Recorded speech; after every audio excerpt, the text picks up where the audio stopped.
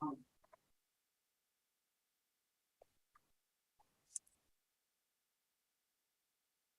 and welcome. You're watching Business Today TV. I'm Sakshi Batra and this is Markets Today, a show where we discuss everything about the latest trends that you're seeing in the stock markets. Also, what's going to really be the trend going forward from here, especially on the backdrop of the Fed jumbo rate hike. Joining in to help us with more understanding about how to approach this D Street right now, Mr. Mayuresh Joshi joins in. He's the head of equity research at William O'Neill India. Welcome, Mr. Joshi, and thank you so much for taking the time out for us.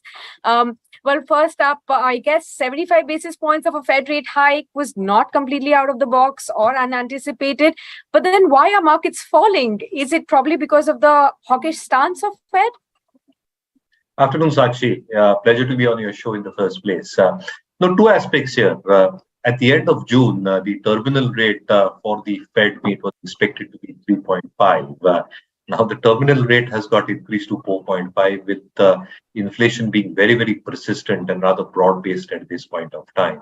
Now the best part is that we've almost done 3.2 out of the terminal rate to 4.6. Almost 75% of the rate hikes have been done and dusted. The dot plot suggests 75 bips for November and 50 bips after that. But a large element in terms of the commentary thereof, as you rightly pointed out, and the expectations in terms of inflation coming to 2% with mid-term Senate elections coming through, the unemployment rate has to go significantly higher from 3.7%. That definitely means that you're dragging the economy into a recession, whether we like it or not. So I think these are all the comments that are probably spooking the markets at this point. Right. But how do you see the markets progressing going forward from here? Now, there has already been signal of more hikes coming in. Could this mean that the markets may remain under pressure even going forward? So I think the market volatility will definitely continue. But a large element is that the market is now gestating the next hikes, which are expected to come through. A large element in what we had studied through our global report in terms of the dollar index and how the inflationary trajectory works for the US. Inflation probably moves higher before the dollar index makes a move. So at this point of time, I think the inflationary trend, which is very, very sticky, should start coming off. And the large expectation in terms of a lot of polls that we had done, if you compare the 1 year and the tips, I think it should settle down over the next 3 quarters at 3.6. But data points and time will tell. So the market volatility might vary.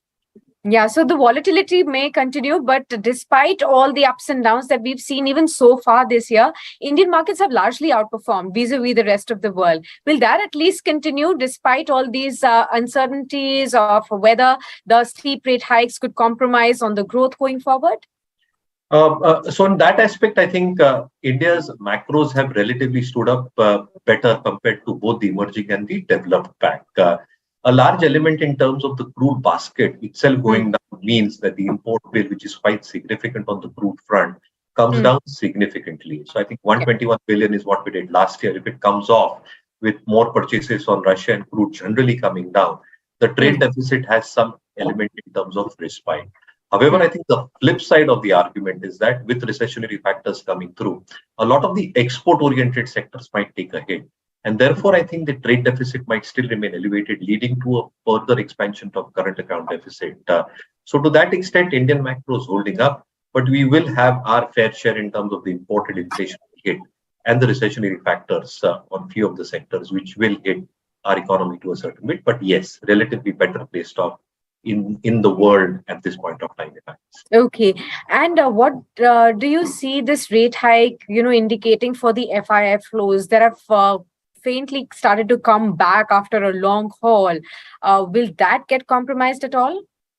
So the adjustments happen in terms of how the implications happen for the dollar index itself. So if you're probably looking at the bond yields, specifically the 10-year, move further or northwards in front of 4%.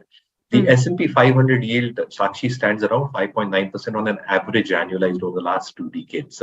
So the differential in terms of the S&P yield and the bond yield narrows down, and therefore the risk factor comes off.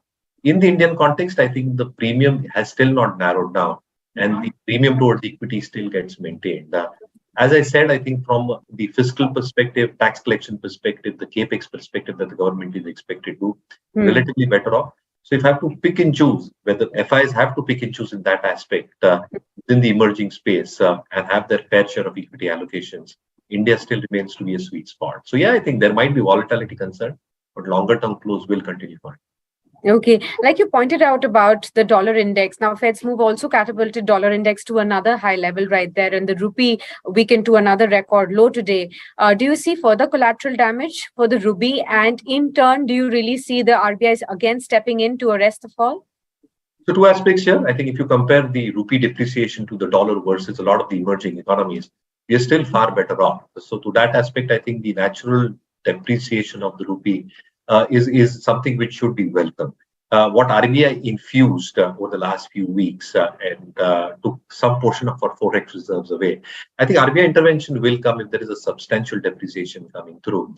But large element is that a large amount of flows have already happened. The adjustment which will happen over the next few weeks, considering the rate hikes, should not have a significant amount of damage as far as the rupee dollar equation is concerned. Right. Also, so I wanted to understand in terms of this move from the US Fed, what is it now going to signal for the RBI in terms of our own interest rate hike decisions? So in our context, the core inflation stays at 5.9. Yes, I think the overall inflation at 7%, a little bit higher than the tolerance band of 6% that RBI has put out. But we are still relatively better off, Sakshi.